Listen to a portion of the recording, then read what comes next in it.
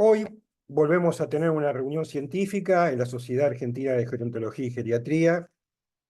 El tema que vamos a hablar hoy es aportes de la sociología al campo gerontológico, y para ello tenemos a dos sociólogas que son referentes a nivel Hispanoamérica y que, bueno, es un orgullo tenerlas acá en la sociedad y muy especialmente también personalmente para mí que ellas estén hoy aquí, que son la doctora María Julieta Odone y la doctora Verónica Montes de Oca. Vamos a comenzar con la doctora Verónica Montes de Oca. Ella es licenciada en Sociología por la Universidad Nacional Autónoma de México, es magíster en Demografía por el Colegio de México, es doctora en Ciencias Sociales con especialidad en Estudios de Población por el Colegio de México, es investigadora titular del Instituto de Investigaciones Sociales de la Universidad Nacional Autónoma de México, la UNAM, y es miembro del Sistema Nacional de Investigadoras e Investigadores Nivel 3 de México. Así que es un gusto tenerla aquí, tenerla también a Yamila de vuelta, que estuvo de licencia por su maternidad, y bueno, así que es un gusto estar hoy compartiendo todo esto, así que, Verónica, te dejamos a vos. Gracias, muchísimas gracias, Gustavo. Antes que nada, quiero agradecer inmensamente la invitación que me hizo Julieta, que me hiciste tú. Yo realmente me siento muy honrada, primero de estar aquí en un foro con una queridísima amiga, maestra, colega, cómplice de muchas investigaciones, que es Julieta Odone. Y mucho de lo que está acá, pues en realidad lo hemos discutido, platicado, lo hemos aplicado en nuestras investigaciones durante muchos años. Y bueno, vas a ver ahí cosas que te vas a recordar, Julieta, de lo que hemos hecho en algunas investigaciones. Me permito poner una presentación que no hice yo, quiero aclarar, que me ayudaron a hacer mis colaboradoras aquí en la UNAM, a quien agradezco muchísimo, especialmente a Violeta Arenas, que tiene una creatividad maravillosa, pero que perfectamente entendió muy bien toda esta cuestión de los aportes de la sociología, porque ella es trabajadora social, entonces nos conectamos perfectamente bien en esto que estamos platicando ahora en este momento. Y bueno, me voy a permitir ir poco a poquito. Por favor, Gustavo, cuando aparezcas tú en la imagen nuevamente, significa que ya se me acabó el tiempo, porque a mí me pasa que uno empieza a hablar y se le va a uno el tiempo, ¿ah? Muchísimas gracias. Bueno, primeramente, lo que es aquí muy importante es el reconocimiento. Fíjate que parece una pregunta sencilla, ¿verdad, Julieta? Los aportes de la sociología, pero la gerontología es tan interdisciplinaria que me costó un poquito de trabajo ir como resaltando y jalando los hilitos de lo que es propiamente sociología.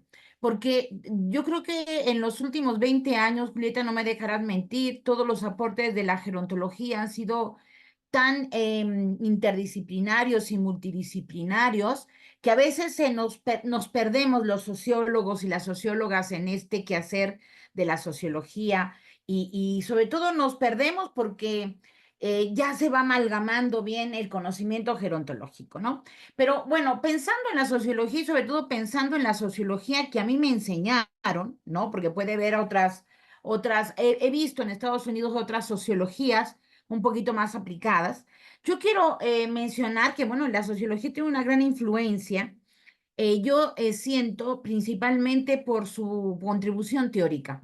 Yo te vamos a ver algunas de estas contribuciones teóricas que me parecen muy importantes, los enfoques también que se le da, ¿no? Especialmente, por ejemplo, pensaría yo en estos enfoques de la desigualdad, por ejemplo, ¿no? El enfoque de género, el que tiene que ver con las desigualdades acumuladas, por ejemplo, son enfoques, ¿no? Que permiten ver cosas. También, obviamente, por la contribución conceptual. Los sociólogos somos muy dados a trabajar mucho con base a conceptos y sobre todo también a categorías, porque lo que no nombramos o no sabemos nombrar no se ve, ¿no? Entonces es muy claro que para la sociología eso es muy importante porque nos permite describir, entender y explicar, sobre todo las relaciones humanas, las relaciones en el ámbito de lo social. ¿Sí? Entonces, eso es muy importante. Realmente la sociología en ese sentido es muy clásica y muy importante porque lo que vemos y analizamos son los vínculos. y cómo se dan los vínculos en nuestra sociedad, que ahora es un tema muy hermoso que también están retomando algunos otros colegas en la demografía, por ejemplo, ¿no? Pero al entender estas relaciones, también lo que nos damos cuenta es que hay relaciones de poder.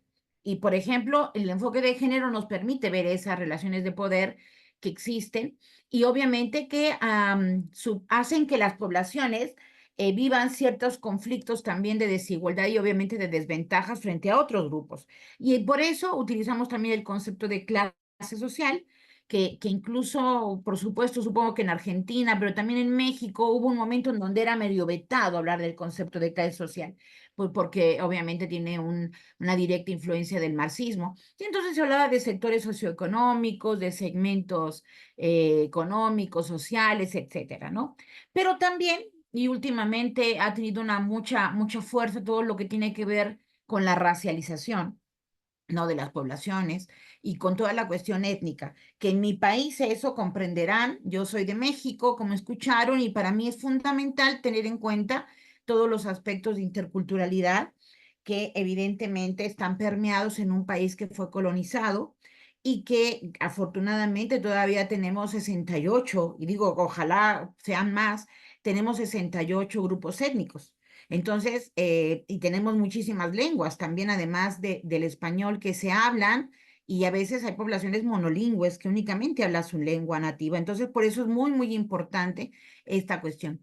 Pero hay un sociólogo que fue clave, Julieta seguramente también hablará de eso, porque fue clave, Karl Mannheim, que fue de los primeros en hablar de las generaciones. Fíjense, entonces esto es muy importante para la sociología y yo creo que eso es una de las contribuciones más importantes. Pero fíjense que acá hay una contribución sociológica que curiosamente en América Latina no ha pegado del todo, ¿no?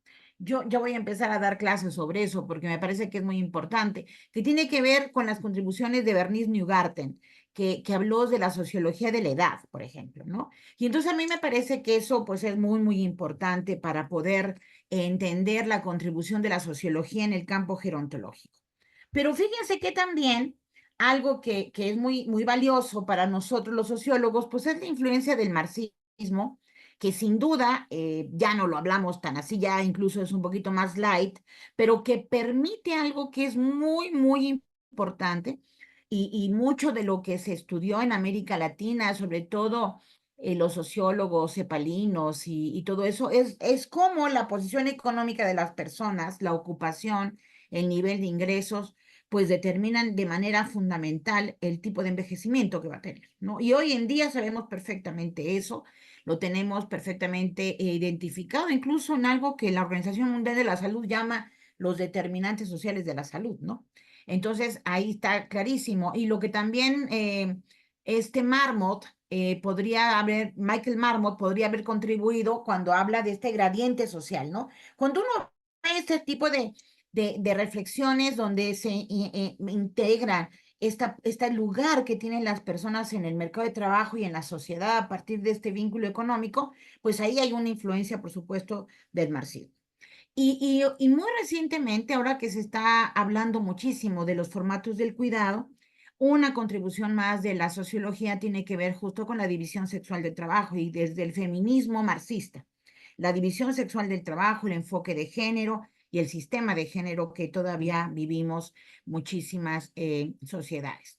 Pero fíjense que si nos vamos del otro lado con la sociología y la contribución de la sociología norteamericana, pues Talcott Parsons, por ejemplo, y el funcionalismo hablaron muchísimo de las familias, porque bueno, y no nos podemos olvidar, hay una sección, una parte de la sociología como más inclinada a estos aspectos tradicionales y conservadores de analizar lo que está pasando en las familias y en los hogares, ¿no? Y también la sociología obviamente habla mucho de ello, ¿no?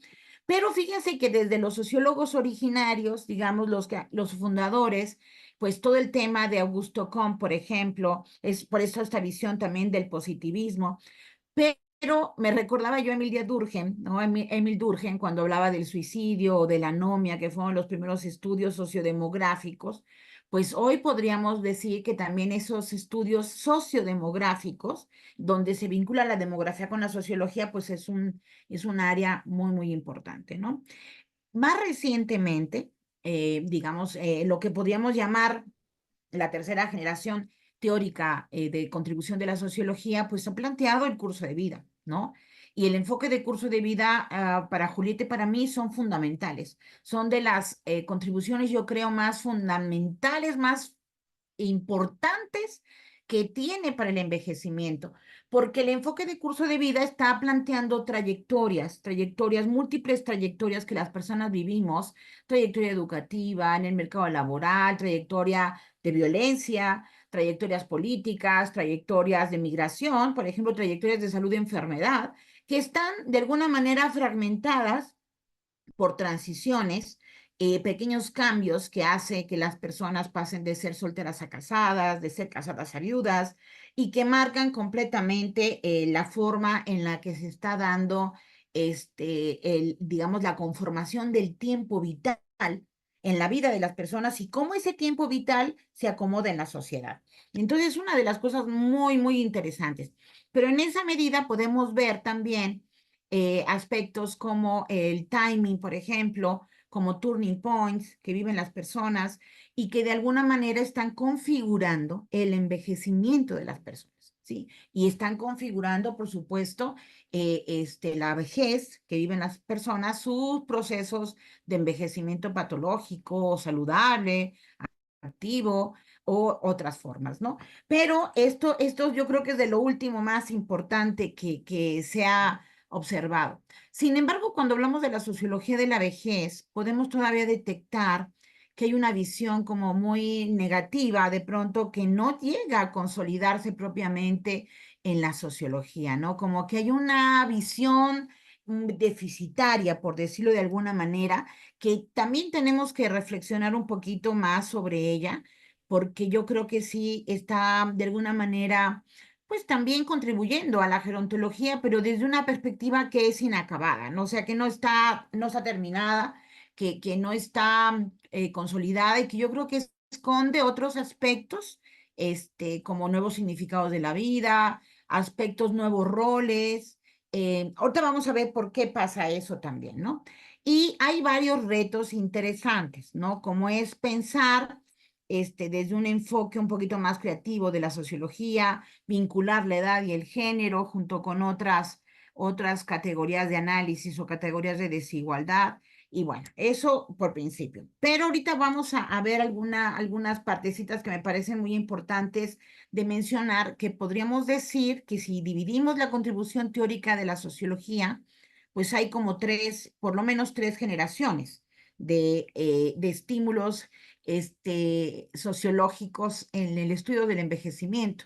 Y quiero decirles que aunque se oigan un poquito lejanos, la primera generación, en realidad todavía vivimos esa tensión entre esas perspectivas de la desvinculación, por ejemplo, con el de la actividad, o donde todavía está la perspectiva deficitaria del etiquetaje, de la teoría del etiquetaje. Bueno, vamos a ver algunas cosas que ahí son muy, muy interesantes, pero me voy a ir muy rápido porque esto es mucho más profundo, por supuesto, pero solamente quiero que se den una idea de que hay una gran contribución de pronto en las teorías, en los enfoques teóricos de la sociología, que a veces se tratan pues de aplicar también a los modelos explicativos gerontológicos para entender, por ejemplo, la institucionalización del retiro, por ejemplo, es muy útil toda esta teoría de la desvinculación, por ejemplo, ¿no?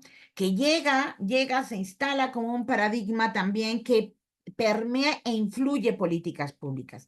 Podríamos decir que muchas de las instituciones de seguridad social están muy influenciadas por la teoría de la desvinculación, pero también se han dado cuenta muchos estudios sobre envejecimiento que esta teoría también es como una muerte social. Bueno, esta teoría, no la teoría en sí misma, sino el efecto de la teoría en las políticas, pues es una teoría desvinculatoria completamente, segregacionista y que realmente afecta la vida de las personas. Por eso el conflicto con la teoría de la actividad, ¿no? Y no es casual que el envejecimiento activo también surja como una visión crítica a estas perspectivas también desvinculantes de las personas mayores, ¿no? Otra es la teoría de la modernización, por supuesto que es muy, muy importante y tal vez también es una de las más, como más utilizadas, ¿no? Porque tiene mucho que ver con esta eh, forma en que el sistema, la sociedad, sobre todo la sociedad contemporánea, moderna, pues va marginando el papel de las personas adultas mayores, ¿no? Entonces también eso es muy, muy importante. Hay una que yo casi no he leído mucho de eso, pero por ejemplo todo lo que ve la parte como subcultural, ¿no? Las personas mayores como una subcultura, ¿no? Yo creo que ahí a lo mejor Julieta tiene muchas más ideas que puedan venir con eso, ¿no? Hay una segunda generación de teorías que, por ejemplo, las más reconocidas son la teoría del intercambio social, que esa es muy importante porque está viendo que las personas también siguen teniendo un papel importante en esa relación costo-beneficio, por ejemplo, con los hijos o con las generaciones más jóvenes. Y me parece que es muy, muy relevante esta perspectiva teórica y su influencia en la gerontología. Y creo que la más fuerte de todas, o de esta generación, tiene que ver con la estratificación social, y ver cómo las personas mayores conforme envejecen van perdiendo, digamos, un lugar predominante y van pasando a un segundo o tercer plano en la sociedad. Y eso obviamente se ve en las políticas también. Entonces, me parece que es muy, muy interesante esa visión. La cuarta generación es fascinante, ¿no? Es fascinante porque aquí tenemos a los más fuertes, influyentes en la gerontología actual, ¿no? Por ejemplo, todo lo que tiene que ver con el construccionismo social, ¿no? Que todavía en muchas investigaciones, pues se aplica mucho esta perspectiva teórica, porque, y es cierto, ¿no? Y lo planteamos así muchas veces, ¿cierto, Julieta? Cuando decimos que el envejecimiento o la vejez pues es una construcción social, ¿no? Y esto es bien importante porque quiere decir que también va cambiando en la historia. Entonces, es una construcción sociohistórica, ¿no? No es la misma vejez del siglo pasado o la de la que nos hablaba, por ejemplo, Jane Austen en sus novelas, o la que nos están planteando ahora en Europa, o la que está viviendo América Latina también ahora, ¿no? Otra perspectiva que me gustaría que fuera muchísimo más fuerte tiene que ver con la perspectiva que une el feminismo con el envejecimiento, ¿no? Y ayer estuve en un examen de maestría justamente sobre el ciberfeminismo, por ejemplo, y el envejecimiento, ¿no? Y me pareció muy interesante porque son pocos los trabajos que yo he leído que realmente están aplicando el enfoque feminista, ¿no? La epistemología feminista con el envejecimiento de la población o con las teorías vinculadas con la edad o con la vejez, ¿no? La teoría del curso de vida, pues seguro Julieta va a hablar un poco más de ello porque es uno de los enfoques. Yo siento, Julieta, a lo mejor me equivoco, pero son de los más explicativos que conozco que pueden contribuir a la gerontología. Y solamente voy a detenerme en un concepto Mónica, que es muy útil, ¿no? En esta eh, teoría, que es, sí, perdón, estaba leyendo a Sidorenko un último capítulo de este año y estaba wow. planteando que es la teoría que actualmente, mundialmente, es la que está teniendo vigencia, ¿no? Julieta, me tienes que mandar eso que estás leyendo, porque me parece que tiene toda la razón, sobre todo porque también viste que lo está planteando la Organización Mundial de la Salud, retoman lo que Marmot y Kalachi han planteado, pero ahora lo están viendo ya en otras dimensiones, que me parecen muy importantes. Y tal vez a mí en lo personal, el enfoque generacional o cuando se traslada a la demografía, el enfoque de la cohorte es fundamental, porque es el tiempo histórico que cada conjunto de población vive y que determina su envejecimiento. Entonces, obviamente, personas, y lo hemos platicado, ¿recuerdas, Julieta? Personas que han vivido efectos de la dictadura o de un mal gobierno o de la guerra o de la violencia, ¿no? En su tiempo histórico, en el tiempo histórico de ese país, pero además donde le toca, por ejemplo, la infancia o la juventud con ese tipo de eventos históricos, o le toca en la vejez ese tipo de eventos históricos. Entonces, por supuesto, el impacto que tiene ese análisis de curso de vida, pues por supuesto es fundamental, ¿no? De análisis. Y la otra teoría que yo creo que también, ¿verdad, Julieta? Es muy importante, con Alan Walker, por ejemplo, a la cabeza me viene ahorita a la mente él, ¿no? La famosa mesa que hubo en el Congreso del 2005 en Brasil sobre global, ¿Recuerdas? que dio lugar a un libro muy interesante donde estaba Bars, Walker, Ay, eh, Bart, es Soler, fascinante, Bart, ¿no? sí. Exacto. Abordan la economía política del envejecimiento. Entonces, pero por supuesto, son de esos elementos y de esas propuestas que yo creo que en el campo de la gerontología son sumamente afortunadas, pero siento yo que muy reducidas y a lo mejor mal interpretadas, porque también hay que decirlo, la gerontología está plasmada o está, digamos, dominada por un enfoque neopositivista muy cuantitativo, que no es que esté mal, el problema es que no se vincula con lo teórico, ¿no? Y eso es lo que de alguna manera siento que limita un poquito a la gerontología, ¿no? Y yo he ido, por ejemplo, a congresos de demógrafos, por ejemplo, de la demografía norteamericana. No hay teoría, hay mera aplicación de modelos y de métodos y técnicas cuantitativas que la verdad son, para mí, básicamente descriptivas, no son explicativas, ¿no? Entonces, creo que la sociología en ese sentido es fundamentalmente, ¿no? Pero ahora es bien interesante, sobre todo, cómo la gerontología crítica, ¿no? Ha permitido jalar muchos de estos elementos que mencioné ahorita y que un texto muy bueno que sugiero y que está en la bibliografía de ese trabajo, que es el de Carlos Robledo, este colombiano muy brillante, ¿no? Que obviamente está hablando de estas deficiencias que hay de pronto en el pensamiento gerontológico, estas influencias que se tienen, pero aquí lo interesante es cómo la gerontología y en esa medida espero que también la geriatría pues cuestione la homogenización del envejecimiento, ¿no? Porque creo que ese es un serio tema que todavía por ahí veo, afortunadamente en el Congreso de Colombia, el pasado Congreso de la Asociación Internacional, pues hay aspectos sociales vinculados también con lo geriátrico, ¿no? O sea, realmente empecé a ver la gerontogeriatría, ¿no? O el vínculo entre la gerontología y geriatría. Y eso me pareció que era muy importante, porque a veces parece un congreso de asociaciones que son dos asociaciones, ¿no? Los gerontólogos por un lado y los geriatras por el otro. Y ahora no, ahora vi un aspecto mucho más unido. ¿Y por qué digo que es tan importante? Porque realmente es ahí cuando tú empiezas a generar políticas públicas que realmente sean pertinentes, porque estamos ya teorizando, pero también buscando evidencias sobre esa visión, ¿no? Por ejemplo, toda la cuestión de género tendría que estar permeando toda la cuestión gerontológica y geriátrica, y no se logra, no lo vemos a veces. Y por otro lado, bueno, las políticas públicas tendrían que tener, las políticas públicas del envejecimiento o de la vejez tendría que tener un enfoque de género sí o sí. No se puede entender de otra manera propiamente a las poblaciones. Y en esa medida, pues también vincular académicos y practicantes a través de la praxis, que eso es muy importante.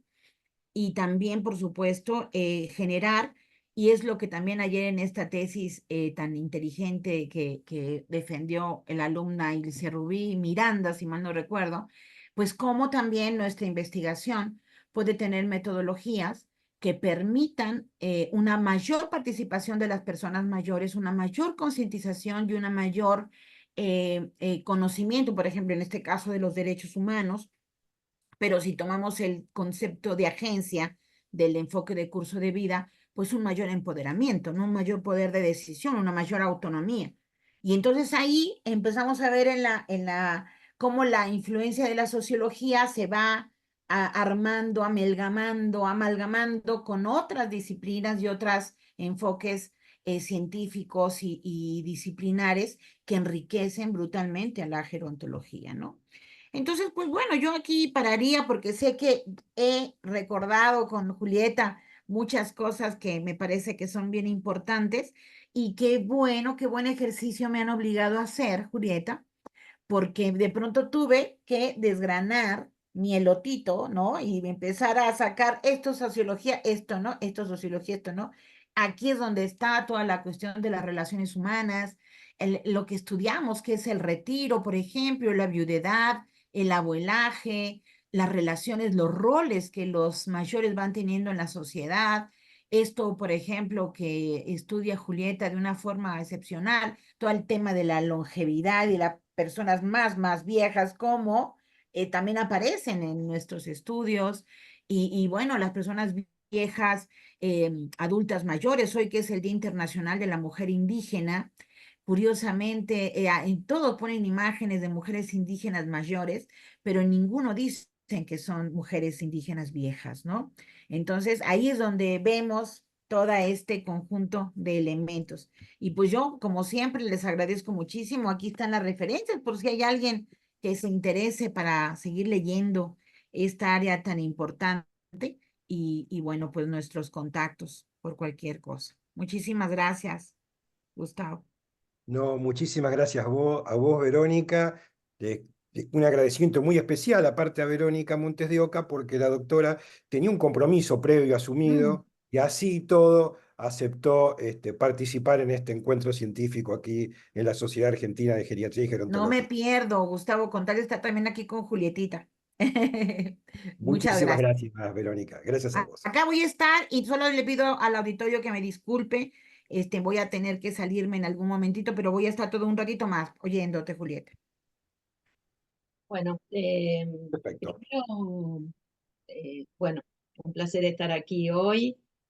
Por supuesto, Verónica, has hecho un excelente resumen, digamos, por el tiempo, porque hablar de cada una de esas teorías nos daría varios días de discusión por cada una de ellas. Y bueno, sí, estamos de acuerdo absolutamente con el trabajo que presentaste. De alguna manera, digamos, yo no voy a retomar, o las voy a retomar de otra, voy a tratar de retomarlas de otra manera, pero estaría bueno hacer una discusión, fuerte al respecto. Bueno, yo lo Para la que, próxima, entonces, una buena discusión, Julieta, una sobre todos discusión estos temas. a fondo de cada una de estas Yo puedo dejar, y que yo, damos para, bueno, para hacer una larga historia de la sociología de la vejez en particular, ¿no? Que y es si la, bien sé que te una, conocen, Julieta, te tengo que presentar. No te presenté, aunque sé que todo el mundo te conoce, todo el mundo me conoce, ¿viste? pero para ahí hay alguno que no. Bueno, Julieta O'Donnell es licenciada en Sociología por la Universidad de Buenos Aires, es magíster en Gerontología por la Universidad Nacional de Córdoba, es doctora con mención en Antropología por la UBA, es investigadora principal del Consejo Nacional de Investigaciones Científicas y Técnicas de la Argentina, o sea, del CONICET, y además es directora del Programa de Envejecimiento y Sociedad de la FLAXO, o sea, la Facultad Latinoamericana de Ciencias Sociales. Les voy a decir que tanto de Verónica como de Julieta lo que hice es un resumen de su currículum porque son mucho más vastos. Ahora sí, los dejo con Julieta. Gracias. Bueno, yo hice apenas una sola diapo que la voy a poner, pero rápidamente la voy a sacar, que es como si estuviera escribiendo en el pizarrón. Vamos a ver si puedo compartir lo que quiero compartir, que es esto. Y sí, ahí está. Me dicen si se ve, la tendría que ampliar, ¿verdad? A ver, la ampliamos. Ahí está. Es nada más que una imagen. Bueno, se me corre de lugar, a ver si la pudiera cerrar de este lado. Le estamos Me viendo perfecto, Julieta, ¿eh?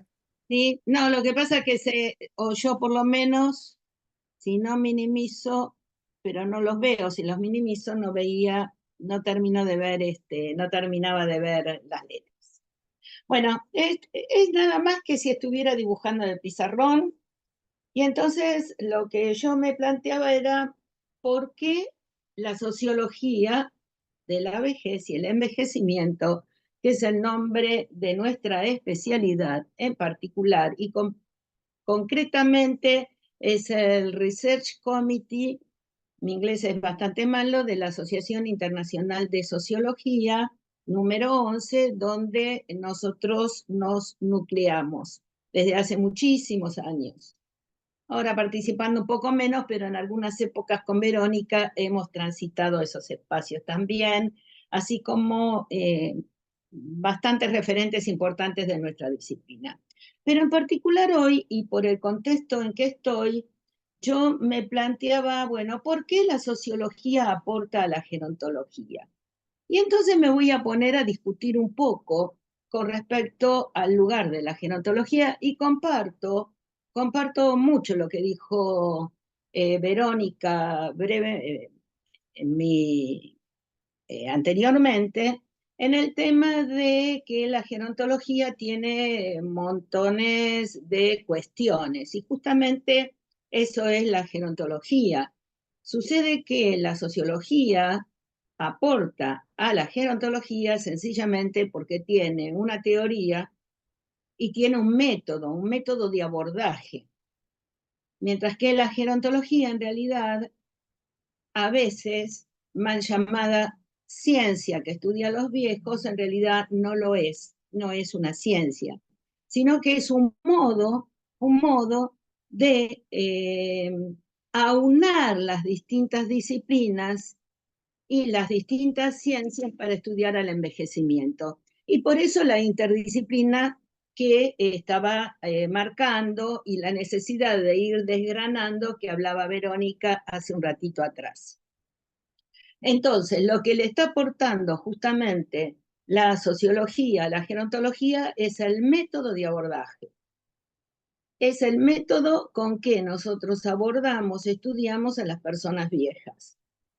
Y esto nosotros lo podemos hacer desde distintos aspectos, donde, digamos, por supuesto, nos preocupa, es lo que decía hace un ratito Verónica, los aspectos más macrosociales, digamos, los aspectos de la sociedad, ella como vieja, y lo hacemos desde los aspectos demográficos y más estructurales, que de alguna manera también están basados en buena parte de las teorías que marcó Verónica, en una parte meso, digamos, que asocia a lo macrosocial las sociedades viejas, cuya estructura poblacional al modificarse necesariamente cambian a la estructura social, y ahí ponemos nosotros nuestra mirada, nuestro ojo, y los aspectos institucionales, porque estos cambios sociales necesariamente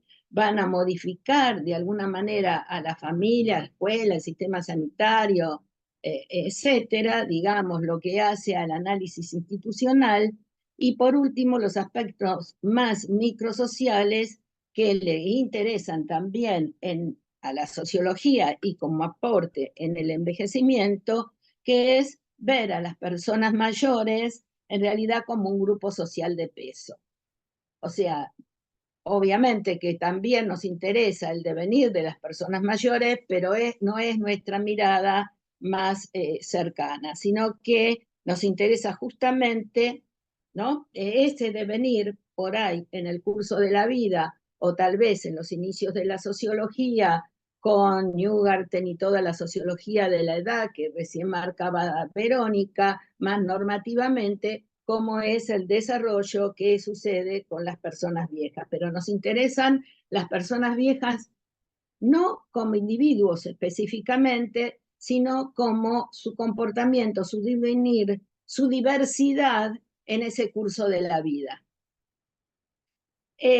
Rodeando de alguna manera este dibujito que yo traté de hacer, que en realidad sería, digamos, desde esta mirada macro, meso y micro que aporta la sociología en su investigación, digamos, tenemos las teorías macro y microsociales que explican concretamente el devenir de estas cuestiones, ya sea de la sociedad envejecida, el comportamiento de las instituciones con estos cambios y el comportamiento de las personas o las cuestiones que suceden con las personas viejas en este cambio. Y por otro lado, también nos interesa, aportamos y nos interesa trabajar con todo el mundo de las ideas, si ustedes quieren, las representaciones, y si ustedes quieren, retomando viejos autores como un Althusser u otro,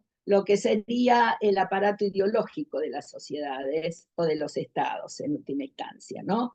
Que de alguna manera explican, que de alguna manera también condicionan, y es necesario explicar porque tienen que ver, generan y hacen a los comportamientos o las características de las personas en las sociedades, particularmente las personas viejas. Entonces, la sociología aporta, en última instancia, a través de sus métodos cuanti o demográficos, cuantitativos o cualitativos o de otro tipo de análisis, a la investigación básica que permite de alguna manera descubrir, mostrar cuáles son los fenómenos y qué es lo que está pasando con las personas en el contexto societal, y también aporta en la investigación diagnóstica y en la investigación evaluativa que hace al hacer a la política social, a las necesidades que la gerontología tiene para poder, de alguna manera, saber cuál es su objeto de estudio, pero al mismo tiempo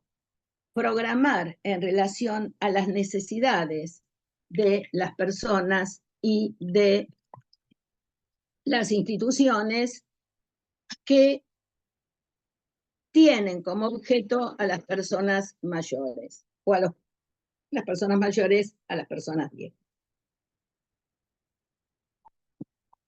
Particularmente me interesa esta parte práctica del aporte de la sociología al estudio de la gerontología, porque uno de los problemas que normalmente uno observa en la vida cotidiana y en el quehacer de la gerontología es que muchísimas veces se programa, se basa en preconceptos, es decir, en representaciones o ideas con respecto a las personas viejas y no en relación a las necesidades, a las características, al ser concretamente que tienen justamente esta población.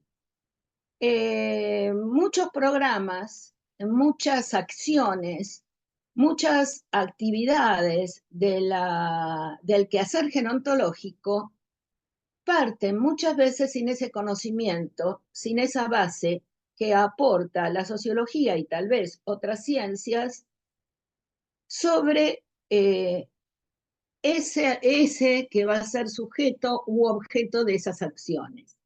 Es decir, programamos muchas veces en términos de, insisto, de representaciones o de ideas, y muchas veces, o de teorías que en alguna oportunidad quedaron ancladas como verdaderas y que no pudiendo haber sido probadas con la investigación, han quedado como si fueran una verdad en relación a los viejos, y en realidad pertenecían al mundo de la ideología o al mundo, digamos, o no respondían a la necesidad de los. De ahí la importancia que tiene en esto que planteaba Verónica, la teoría sociológica, que es muy importante y que muchas veces estas teorías aportaron a otras disciplinas que también abordan el tema de la vejez y el envejecimiento, ergo, lo que llamamos gerontología.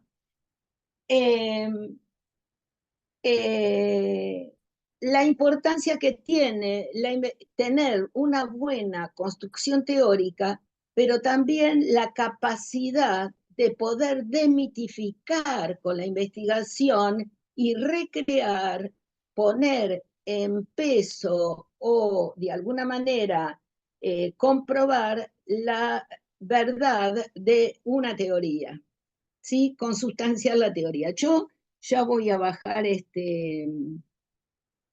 voy a dejar de compartir y nos vamos a ver, y entonces voy a seguir planteando entonces desde este lugar la discusión. ¿A qué me refiero? Me refiero justamente a lo que planteaba Verónica. Los tres momentos, yo creo que en este momento, además, estaría agregando de puro caradura que soy, Verónica, una cuarta etapa de la teoría, digamos. Me parece que a partir del curso de vida y otros ya podríamos estar empezando a mirar un cuarto momento, ¿no? Tal vez tendremos que hacer un evento de discusión en algún momento más para estas vías. Pero concretamente me estaba refiriendo, por ejemplo, a la teoría del descompromiso. La teoría del descompromiso dio como lugar a que los principios del abordaje gerontológico desde la sociología de la vejez, pero también tal vez la psicología de la vejez, que fueron muy fuertes, se trató de probar con el estudio longitudinal de Duke, donde tuvo una participación importantísima Newgarten.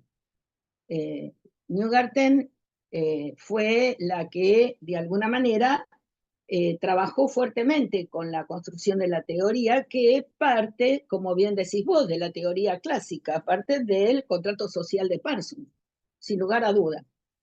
Y lo que trataba de probar el estudio longitudinal de Duke, concretamente, era si el descompromiso realmente era satisfactorio para las personas viejas en las sociedades. La teoría, a partir del estudio longitudinal, que fue importantísima, nunca pudo ser comprobada en la praxis.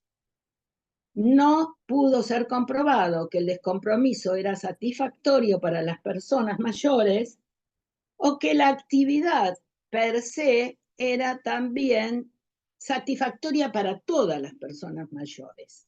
Si bien claramente los siguientes estudios, por ejemplo, el de Bonn, el de Ursula Lehr, de alguna manera mostró un modelo donde, si bien son muy pocas las poblaciones activas de las personas mayores, estas tenían una mejor calidad de vida o la participación extracomunitaria, pero también la mayor educación y también el mejor nivel económico-social, favorecía de alguna manera una mejor satisfacción vital, porque también Ursula Lehr tomó la teoría del descompromiso para el estudio longitudinal de Bonn, y podía ver de alguna manera cómo se construía un modelo más satisfactorio en ese sentido, cosa que no hizo el estudio de Duke. Pero lo interesante del caso es que la teoría del descompromiso por muchísimos años estuvo anclada como que hubiera sido comprobada totalmente. Quedó a nivel de ideología. Y de hecho, cuando nosotros en la década de 1970 empezamos a trabajar la sociología de la vejez, y a nivel mundial, podríamos decir, porque también esto, digamos, estaba generalizado, toda la política social se basaba míticamente en que el problema de los viejos en nuestras sociedades habían sido abandonados, es que estaban en hogares geriátricos y que las familias, digamos, que esto podía ser más satisfactorio para los viejos y que las familias abandonaban a las personas viejas. Así como que el otro tema era concretamente que las personas viejas se jubilaban, el retiro necesariamente daba como consecuencia enfermedad y muerte. Esto es válido para algún pequeño grupo de personas, pero la verdad que no es válido para todo el grupo de personas. Con este mito se programaban las políticas sociales de la década, del 70 hasta los 80, yo diría, era, digamos, la mirada que se tenía, y no solo eso, sino que también los estudios o los programas de preparación para jubilación muy vigentes en el periodo se basaban básicamente, era llevada esta teoría, además, la teoría del descompromiso, a la teoría de las organizaciones. Y todos los programas de preparación para la jubilación del periodo se basaban en buena parte en un material muy interesante de sociología de las organizaciones que se basaba justamente en que la dinámica de la carrera laboral llevaba necesariamente al descompromiso, como preparación a la muerte y como preparación al despegue del mercado laboral.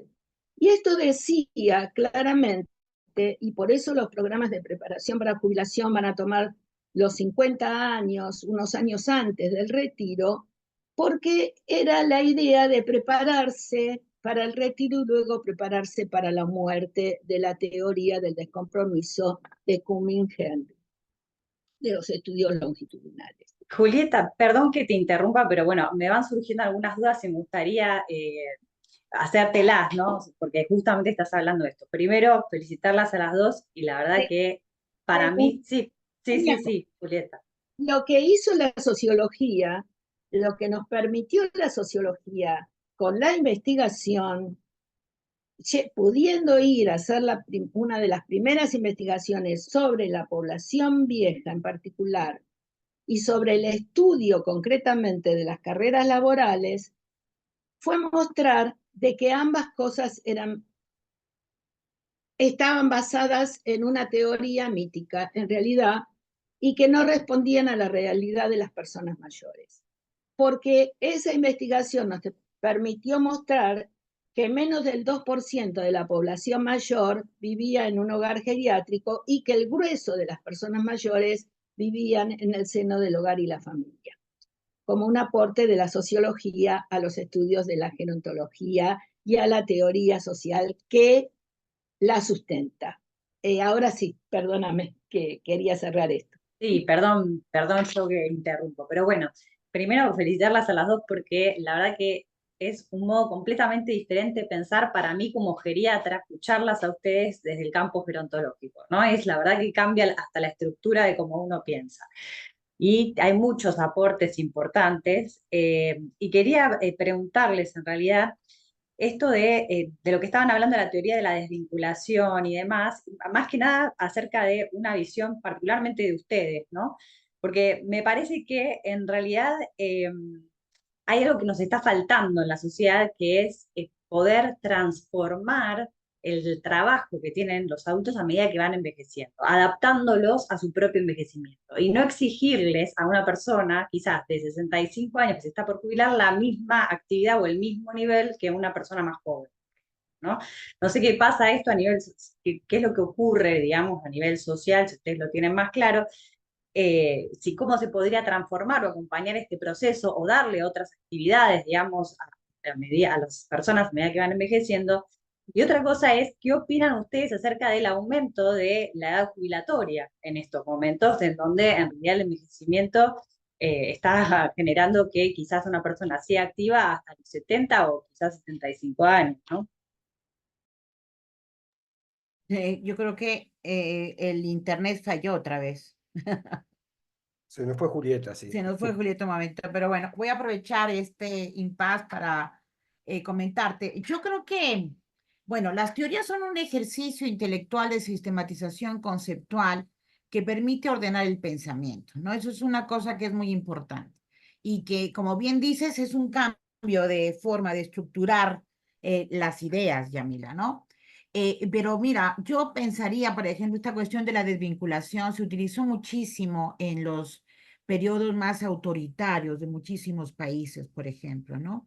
Porque es una forma impositiva de mover a las personas de sus espacios, digamos, que además promueven perspectivas identitarias, que promueven identidad, apego, vinculación, ¿no? Entonces, pareciera que toda esta teoría de la desvinculación, desde mi perspectiva, está muy vinculada con el usufructo del capitalismo mismo, ¿no? Entonces, igual pasa con las personas con discapacidad, entonces las desvinculamos. A las personas mayores las desvinculamos. O sea, a ver, nuestra sociedad por eso me gusta mucho el concepto también de tejido social, ¿no? Nuestras vidas están entrelazadas en múltiples formas de vinculación y de tejidos, ¿no? Y cuando sacamos una parte de ese tejido, el resto del tejido no se mantiene igual, ¿sí? Entonces, a mí me gusta esta metáfora porque también tiene que ver con la lógica del tejido desde una mirada femenina, y yo la quiero usar, digamos, como mujer que soy, para identificar cómo estoy viendo también a la sociedad. Y cuando tú sacas una hebra de un tejido, ¿no? Un pedazo del tejido, el tejido se destruye. Entonces, lo que es muy importante es que las personas durante el curso de sus vidas, de pronto tienen efectivamente, como mencionas, roles distintos, ¿no?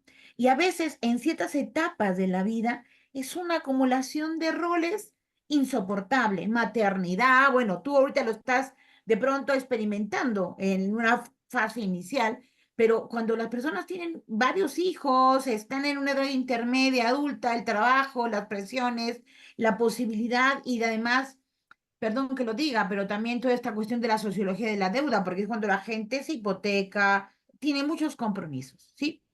Entonces, hay una saturación de compromisos y obligaciones en unas edades medianas y adultas que es brutal. Y luego te dejan como un globo al que se le va el aire, ¿no? Entonces, no, o sea, sinceramente creo que por eso las políticas tienen que tener una perspectiva de curso de vida, porque primero no puedes sobresaturar las etapas de la vida, porque la gente de verdad huye, se destruye, se agota y después no puedes soltar así, tienes que también acompañar e ir dejando, pero hay algo que a mí me gusta mucho en las políticas públicas y yo creo que responde mucho también a esta última etapa que mencionaba Julieta, que tiene que ver los derechos humanos.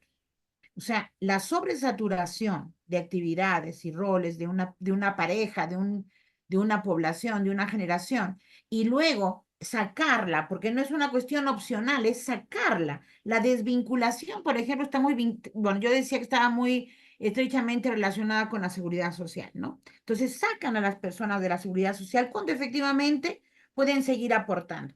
Y eso que aportan es una experiencia acumulada, es un capital fundamental. Por ejemplo, fíjense, en Pemex, cuando se trataba de privatizar el petróleo mexicano, que es una de las industrias más importantes de México, Julieta, qué bueno que ya regresaste.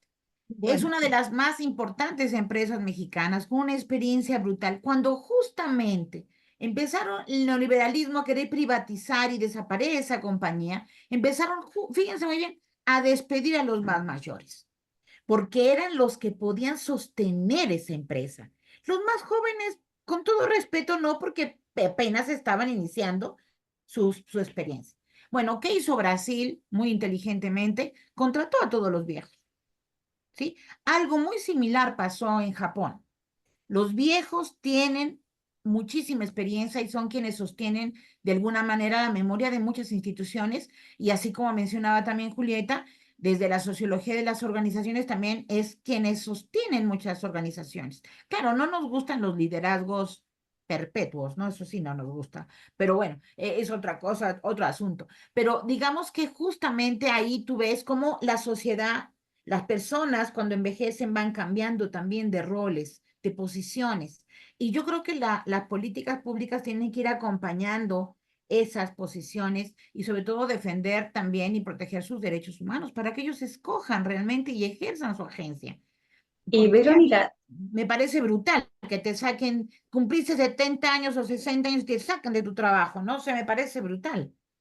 y también otra cosa que va de la mano de esto que estás comentando, que es esto de cambiar las políticas públicas, ¿no? Obviamente los adultos mayores son una minoría muy vulnerable, más hoy en día en nuestro país, con las jubilaciones, o sea, la verdad que es un tema muy complicado. Yo tengo miedo de envejecer, digo esto abiertamente, pero la verdad que esta es Muchos jóvenes muy, tienen miedo, Yamila. estamos muy desprotegidos. Y uno dice, bueno, ¿cómo puede ser el rol y el empoderamiento del adulto mayor? Me parece que en realidad debería empezar por nosotros que somos los próximos adultos mayores, ¿no? O sea, pero que todavía no podemos visualizarnos, ¿no? Es lo que ocurre, el joven no puede visualizarse viejo, no lucha por cambiar las políticas públicas y termina inmerso en una situación de vulnerabilidad que después no puede cambiar. Pero me gustaría ver un poquito cuál es la visión de ustedes respecto a esto, el empoderamiento y el cambio de las políticas públicas de esta sociedad tan vulnerable, parte de la sociedad. Yo coincido contigo, Yamila, la juventud obviamente tiene miedo a envejecer en un contexto donde no hay derechos humanos para las personas mayores, donde no hay políticas, donde no hay suficiente personal médico especializado, donde, por ejemplo, todo este tema de las pensiones que he mencionado le restan absolutamente autonomía para tomar decisiones y para defender su calidad de vida. Pero fíjate que en esta última etapa de la historia, tal vez justo en este siglo, es cuando se ha posicionado más que nunca toda la perspectiva de los derechos humanos. Pero no solamente, y aquí es donde a lo mejor con Julieta ahorita podemos hacer un buen diálogo. Yo creo que muchas políticas actuales, por muy buenas que sean, son bastante dadistas. Por ejemplo, la Convención Interamericana, Julieta, que es una maravilla para las personas mayores, en realidad, cuando lo veo desde una persona más joven, de edad mediana, me parece que es muy pertinente también. No tendría nada más que ser para las personas más viejas, sino tendrían que ser para todas las generaciones verse en En realidad esa los derechos misma serían convención. para toda la población, digamos, Absoluto. históricamente ya están en las legislaciones más avanzadas, digamos, los derechos son para todos, los derechos humanos llevados en todos los aspectos serían para toda la población. Se especifica, a veces se especifica y se pelea por derechos que ya están, porque en última instancia ya están, sencillamente porque, bueno, el tema del viejismo está muy anclado. Es cierto, Está totalmente. muy anclado. Si hay algo que no pudimos hacer en todos estos años de trabajo fue desmitificar o eliminar el viejismo de la vida De cotidiana. la vida En cotidiana. esa vida cotidiana entran las instituciones, las políticas, etcétera, etcétera, etcétera, ¿no? Totalmente. Eso está en forma permanente. Sí, no, y los Obvio, edadismos que también viven las juventudes y que de alguna manera están permeando también las formas de envejecer que van a tener, la adultez que van a tener, ¿no? con respecto a lo que estaban hablando ustedes, porque me dio ganas de meter un bocadillo, se mostró, digamos claramente, que bueno, acá en los 90, lo que fue los 70 para Europa y que dio lugar a las teorías concretamente de la gerontología crítica, globalización y demás, en realidad una de las cosas interesantes que se mostró es que cuando se sacaron a los trabajadores viejos, que eran aquellos que tenían 45 años y más, en realidad, y se lo sacaba muy duramente, sobre todo en empresas muy multinacionales, incluido en Argentina, lo que se trabajó fue justamente para sacarlos el choque intergeneracional. Se les decía a los jóvenes, estos son los que, estos viejos están ocupando tu lugar, no sé qué, a los otros se les decía, estos son los que te van a sacar, digamos, este tonto que no sabe nada, En vos que vez de sabés. vincular intergeneracionalmente, conflictuar intergeneracionalmente. Exactamente, lo que mostró al final eso fue que no solo perdieron los viejos porque trabajadores viejos que no eran viejos, si lo vamos a tomar en términos generales, pero sí en el mercado de trabajo, lo que se mostró fue que no solo se enfermaron los viejos, porque el 100% de los viejos que fueron despedidos con la flexibilización, los trabajadores tuvieron algún tipo de enfermedad, porque el trabajo era para toda la vida, digamos, y la representación social del trabajo para toda la vida Y la era la... identidad, Julieta, tu identidad. Acuérdate también lo que decía Martin Collins, ¿no? Las Claro, carreras de la vida, ¿no? Uno hace el trabajo, una carrera también. Exactamente, bueno, por eso te muestra el sistema tripartito de la vida tan claramente, ¿no? Como la teoría social de primera, segunda y tercera edad, que tiene que ver con Sí. eso, pero también se enfermaron los jóvenes porque tuvieron más accidentes de trabajo, porque los manuales no dieron la Mm. expertise que le transmitían los trabajadores más viejos a los más nuevos. Hubo muchísimos más accidentes de trabajo como consecuencia de estos despidos por vejez de los 90, etcétera, etcétera, etcétera, ¿no? Claro, mandaron a la Pregunta, basura la experiencia. una preguntita les quería hacer. Julieta, vos hablaste de como una teoría, la teoría del descompromiso, se convirtió en una ideología, esa ideología generó acciones gerontológicas, generó política pública, etcétera, etcétera. Y no estaba fundamentada en certezas o evidencias científicas sólidas y reales. Ahora, a ambas le hago la pregunta. ¿No está ocurriendo lo mismo ahora? ¿Y habrá algunas ideologías que se están generando a partir de algunas concepciones actuales? Por ejemplo, y no quiero enojar a nadie con esto, ¿no? Pero escucho Pero mucho si se hablar enoja bien y bien, porque de la discusión envejecimiento. da ¿Cómo? crecimiento. Sí, envejecimiento productivo, economía plateada, los nuevos mandatos de juventud que se le exigen a las personas viejas, como nosotros, menos Yamila.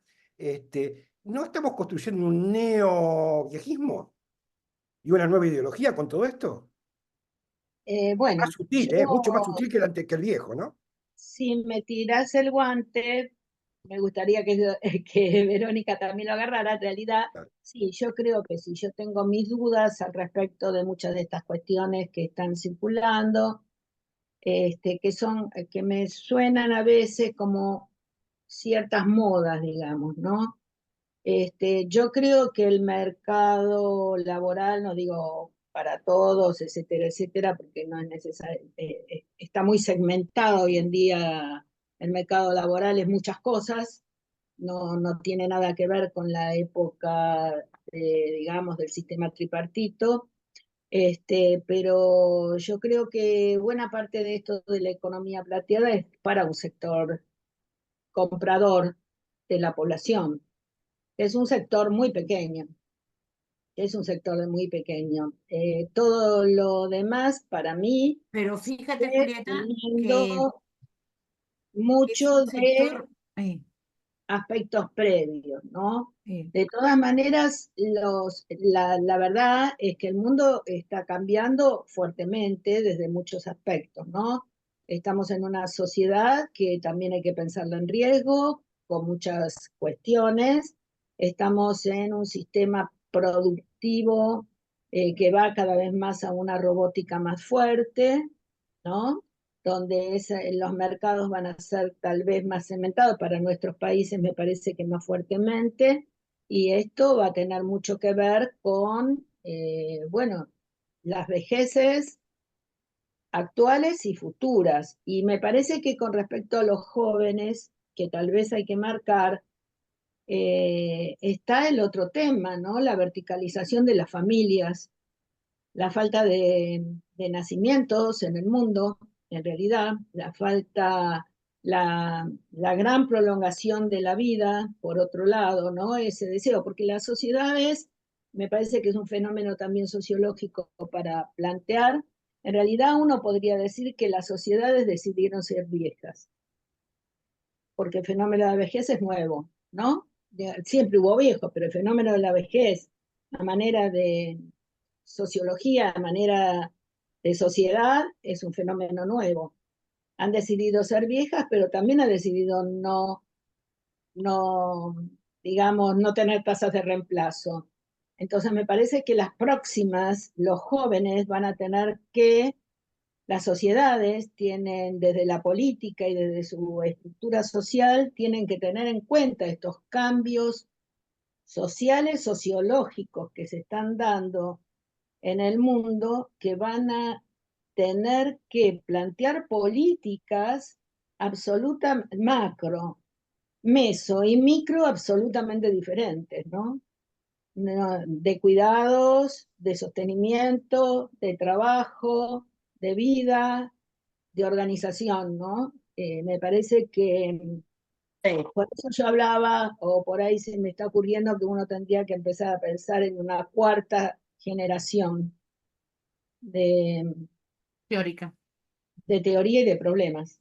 Sí, Claro, no, totalmente, Julieta. totalmente. Es como que parecería que las generaciones jóvenes no piensan que van a envejecer. O sea, como que hay no pueden identificarse envejeciendo nunca. Y así es como se perpetúa la problemática, en vez de Pero pensar, además envejeciendo solos.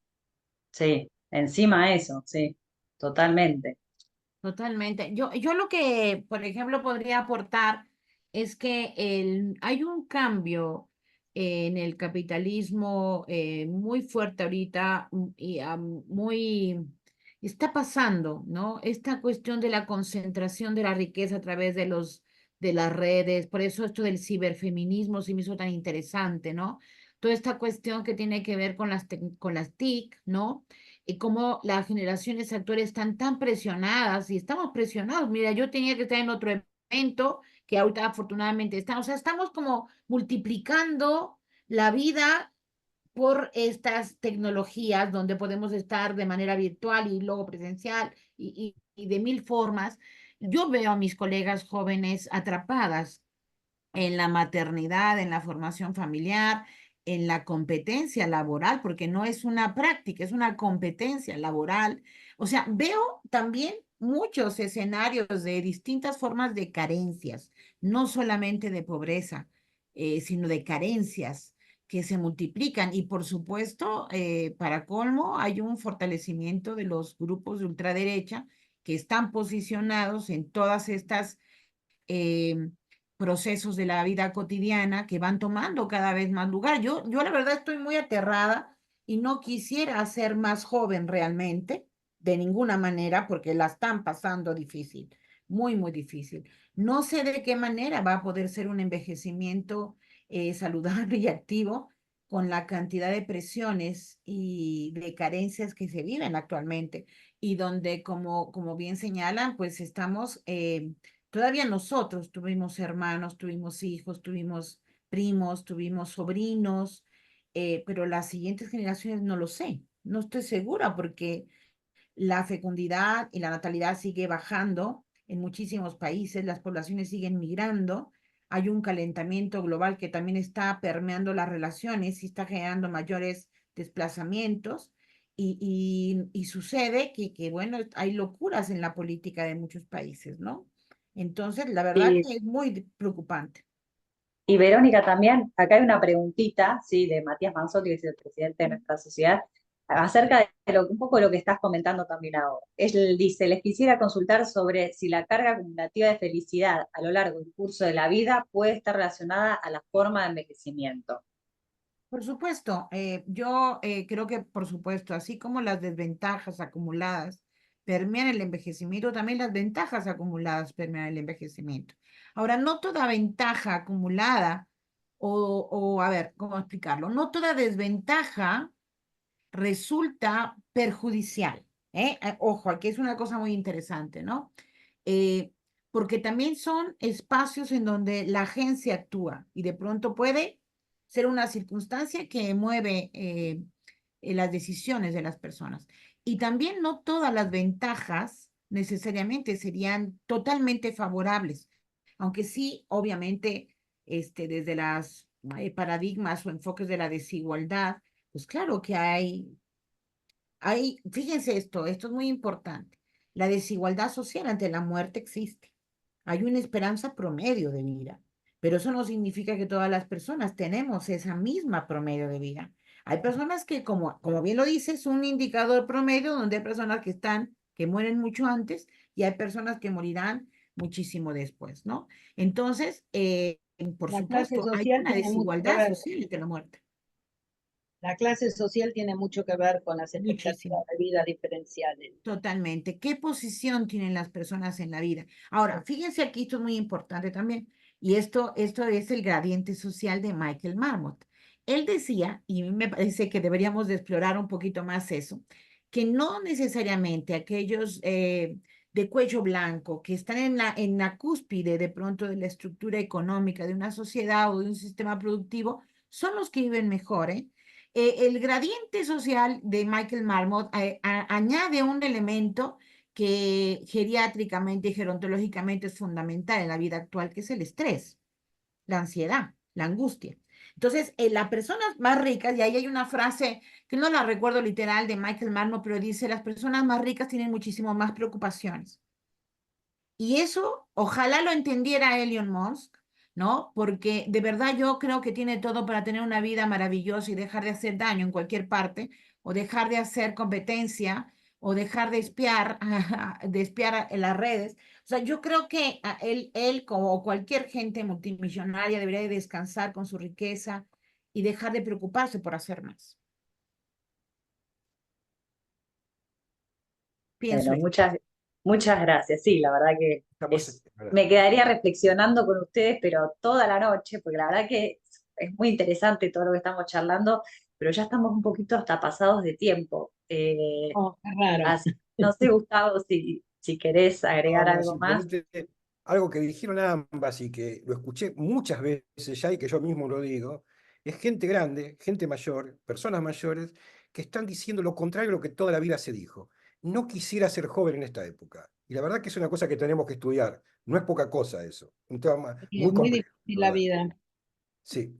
Bueno, muy agradecidos todos por su participación. La Sociedad Argentina de Gerontología y Geriatría, su presidente, el doctor Matías Manzotti, y su secretaria, Graciana Alessandrini, la doctora Alessandrini. Nos vamos a ver próximamente, esperemos que rápido, y preparar algo nuevo. Y por supuesto, el próximo jueves del mes que viene, el primer jueves, nos vamos a volver a encontrar con otra actividad. Y bueno, y Yamila, que es una de esas jóvenes que tiene todo eso, ¿no? Su carrera profesional, su maternidad, la geriatría. Así que vos sos parte de esos que hoy nosotros no, Que tenemos no quieren que ser. estar ahí. Tenemos miedo de estar ahí. Bueno, muchas Bueno, gracias. bueno, muchas Nos gracias, vemos. chicas. Muchas gracias. Muchas gracias. Lamento que mi internet hoy tuviera un día loco, pero bueno, Verónica, te reto a que tengamos alguna charla. Bueno, Gustavo, vos también, alguna charla en profundidad sobre la temática. Y Me compartes lo de aprovecho, Sidorenko y lo podemos discutir. y aprovecho la oportunidad para saludar a los amigos y colegas de la sociedad que nos escucharon esta noche. Claro que sí. Mucho Muchas gusto, gracias. muchas gracias.